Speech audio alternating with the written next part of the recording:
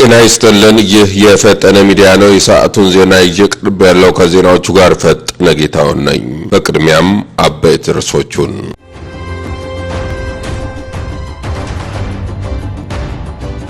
በጋምቤላ ከተማና በዙሪያው ባሉ አካባቢው ተጨማሪ ሰብአዊ መብት ጥሰቶች እንዳይፈጸም ለመከላከል በቂ የጸጥታ አካላት በአስቸኳይ እንዲሰማሩ እንዲደረግ ሲል የኢትዮጵያ ሰብአዊ መብት ኮሚሽን ኢሰመኮ አሳሰበ።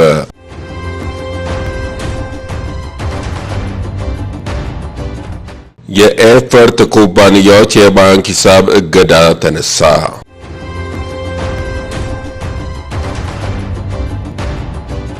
በምስራቅ ጉራጌ ዞን 7 ቤተሰቦች ላጣቸው እናት የድጋፍ ጥሪ ቀረበላት።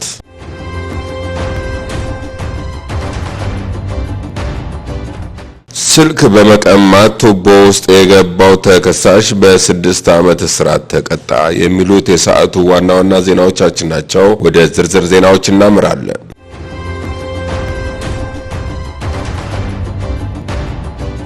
በጋምቤላ ከተማና በዙሪያው ባሉ አካባቢው ተጨማሪ ሰብአዊ መብት ጥሰቶች እንዳይፈጸም ለመከላከል በቂ የጸጥታ አካላት በአስቸኳይ እንዲሰማሩ እንዲደረግ ሲል የኢትዮጵያ ሰብአዊ መብት ኮሚሽን ኢሰመኮ አሳሰበ።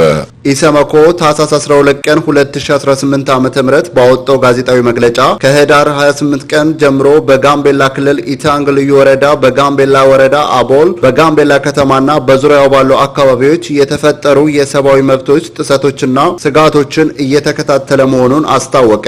በጋምቤላ ከተማ አስተዳደር የጋምቤላ ከተማ ፖሊስ ጽህፈት ቤት አዛዥ የነበሩት ዋና ኢንስፔክተር ኦሙዱ ጅሉ መገደልን ተከትሎ በከተማውና በአካባቢው ባሉት ወረዳዎችና ቀበሌዎች ግጭት መፈጠሩን የገለጸው ኢሰመኮ በተለያዩ አካባቢዎች የተኩስ ልውውጥ እንደነበር ገልጿል። በተጨማሪ ኢሰመኮ በአሃዝ ሳይጠቀስ የሰዎች ህይወት መጥፋቱንና የአካል ጉዳት መድረሱን አስታውቋል። የሰዎችና የመጓጓዣ አማራጮችን እንቅስቃሴ የሚገድብ የሰዓት እላፊ በክልሉ መንግስት መጣሉን የገለጸው ኢሰመኮ ባንኮችንና የመንግስት መስሪያ ቤቶችን ጨምሮ በርካታ አገልግሎት ሰጪ ተቋማት አገልግሎት ማቋረጣቸውን ይፋ አድርጓል። የፌዴራሉና የክልሉ መንግስታት ተገቢ እርምጃዎችን ሊወስዱ ይገባል ያለው ኢሰመኮ በግጭቶችና ጥቃቶች ላይ ተሳታፊ የሆኑ ቡድኖችና ግለሰቦች ላይ ተገቢ የወንጀል ምርመራና ተጠያቂነትን የማረጋገጥ ጥረቶች የበለጠ ተጠናክሮ እንዲቀጥል ሲልም አሳስበዋል።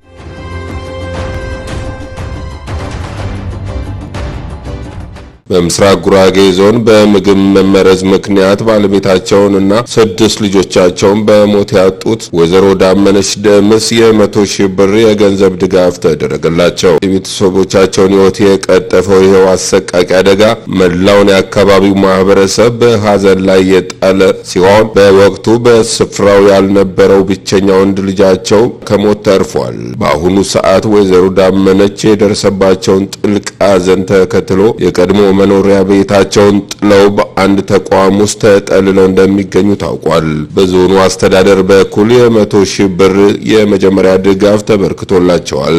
እናቲቱ ካሉበት ከፍተኛ የስነ ልቦና ጫና አንጻር የተለያዩ ድጋፍና ክትትል ያስፈልጋቸዋል። የአካባቢው ነዋሪዎችና ግብረሰናይ ድርጅቶች ለእናቲቱና ለተረፈው ብቸኛ ልጃቸው ዘላቂ ድጋፍ እንዲያደርጉ ጥሪ ቀርቧል።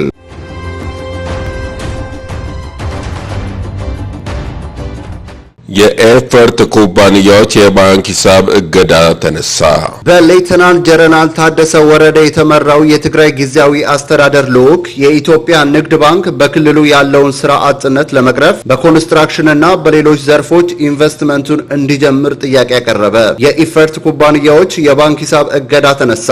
የክልሉ ከፍተኛ አመራሮች በአዲስ አበባ ከባንኩ የስራ ኃላፊዎች ጋር ባደረጉት ውይይት ባንኩ በክልሉ ኢንቨስት ከማድረግ በተጨማሪ ቤት ለሚፈልጉ ከ60,000 በላይ ሰዎች የብድር አገልግሎት እንዲያመቻች ጠይቀዋል። ይህ በእንዲህ እንዳለ የፌዴራል መንግስት በትግራይ መልሶ ማቋቋሚያ ፈንድ ወይም ኢፈርት ስር በሚገኙ 22 ኩባንያዎች የባንክ ሂሳብ ላይ ተጥሎ የነበረውን እገዳ አንስቷል። የፍትህ ሚኒስቴር ለንግድ ባንኮች በላከው ደብዳቤ መሰረት ሱር ኮንስትራክሽንን ጨምሮ የሌሎች ኩባንያዎች የባንክ ሂሳብ እንዲንቀሳቀስ ተፈቅዷል። ይህ እገዳ ተጥሎ የነበረው በህወሓት የውስጥ የስልጣን ሽኩቻ ምክንያት በፍርድ ቤት ትዕዛዝ እንደነበር ይታወሳል።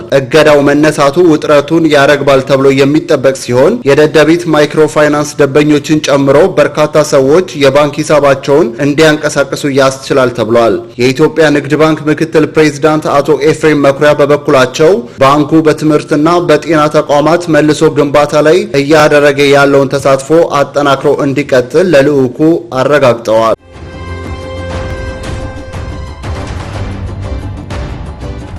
ስልክ በመቀማት ቱቦ ውስጥ የገባው ተከሳሽ በ6 ዓመት እስራት ተቀጣ።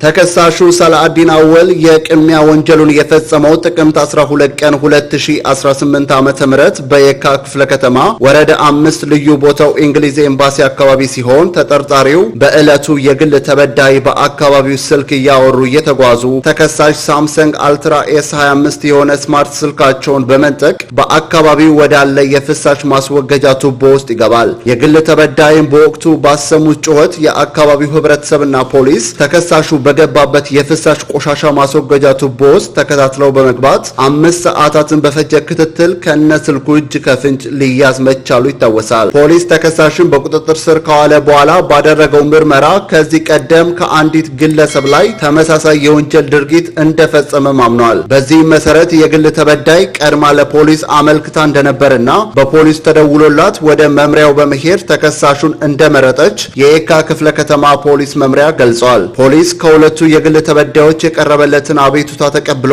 በበቂ ማስረጃ የተደገፈ ምርመራ በማድረግ መዝገቡን ለሚመለከተው አቃቢ ልኳል። ጉዳዩን ሲመለከት የቆየው በፌዴራል የመጀመሪያ ፍርድ ቤት የካ ምድብ አንደኛ ወንጀል ችሎት ህዳር 23 ቀን 2018 ዓ.ም በዋለው ችሎት ተከሳሽ ሰላአዲን አወል በሁለቱ መዝገቦች በእያንዳንዱ 3 ዓመት በድምሩ 6 ዓመት እንዲቀጣ መወሰኑን የምርመራ መዝገቡ አስረድቷል። እንደዚህ አይነት ወንጀል ሲፈጸም ህብረተሰቡ ተጠርጣሪውን ይዞ ለፖሊስ የማስረከቡንና ጥቆማ የመስጠቱን ተግባር እንዲያጠናክር የአዲስ አበባ ፖሊስ ጠቅላይ መምሪያ መልእክቱን አስተላልፈዋል።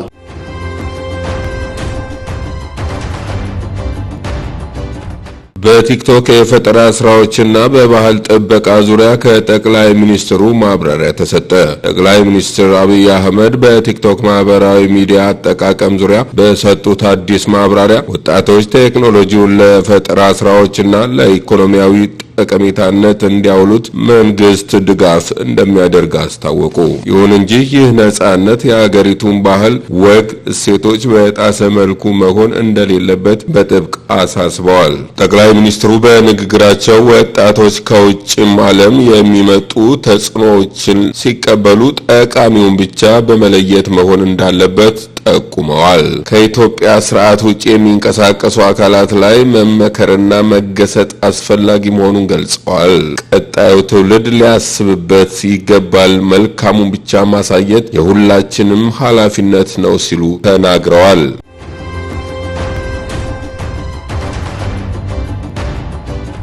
ብፁዕ አቡነ ያሬድ ከምስራቅ አርሲ ሀገረ ስብከት ተነሱ።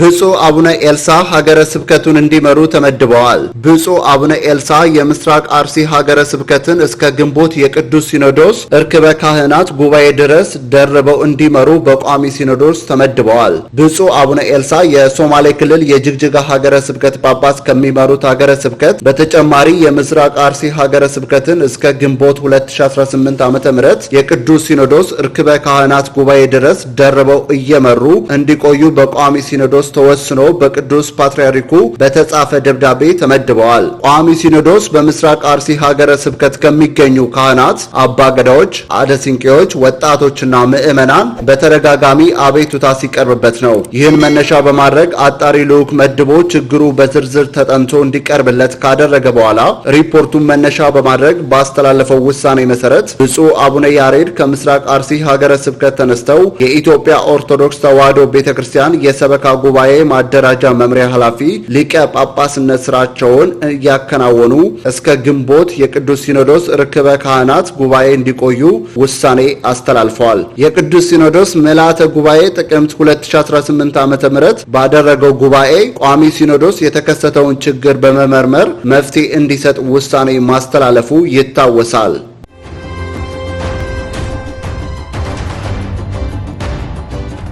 ግብጽ ከኢትዮጵያ ጋር ምንም ችግር የለባትም፣ የምትፈልገውም በህዳሴ ግድቡ ላይ ህጋዊ አስገዳጅ ስምምነት ብቻ ነው። የግብፁ ፕሬዝዳንት ይህንን የተናገሩት በሁለተኛው የሩሲያ አፍሪካ አጋርነት ፎረም የሚኒስትሮች ጉባኤ ከተሳተፉ የአፍሪካ ልዑካን ጋር ባደረጉት ውይይት ነው። ከኢትዮጵያ ጋር ልዩነቶች ቢኖሩም ግብፅ በጭራሽ ዛቻ ሰንዝራ አታውቅም ያሉት ፕሬዝዳንቱ አለመግባባቶች በውይይትና በፖለቲካዊ መፍትሄዎች መፈታት አለባቸው ብለዋል። ከኢትዮጵያ ጋር ልዩነቶች ቢኖሩም ግብፅ በጭራሽ ዛቻ ሰንዝራ አታውቅም ያሉት ፕሬዝዳንቱ አለመግባባቶች በውይይትና በፖለቲካዊ መፍትሄዎች መፈታት አለባቸው ብለዋል ሲሉ የሀገሪቱ ሚዲያ ዘግበዋል። እሳቸው ይህንን ይበሉ እንጂ የኢትዮጵያ የውጭ ጉዳይ ሚኒስቴር በህዳር ወር መጨረሻ ባወጣው መግለጫ ግብፅ የ21ኛውን ክፍለ ዘመን እውነታ ያልተረዱ ማስፈራሪያዎችና ዛቻዎች ኢትዮጵያ ላይ እያቀረበች ነው ሲል ከሷል። የግብፅ ባለስልጣናቱ ትኩረቱን በኢትዮጵያ ላይ ብቻ ያልተገደበ የአፍሪካ ቀንድን የማተራመስ ዛቻ እያካሄዱ ነው። ኢትዮጵያን በፍጹም ሊያስፈራራት ያልቻለውን ይህን ያረጀ አሰራር የምንሰናበትበት ጊዜ አሁን ነው ብለዋል።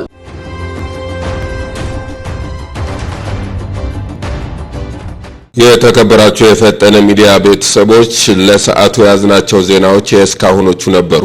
ስለተከታተላችሁን እናመሰግናለን። በቀጣይ ዜናዎች እስከምንገናኝ ድረስ በያላችሁበት ሰላም ሁኑ።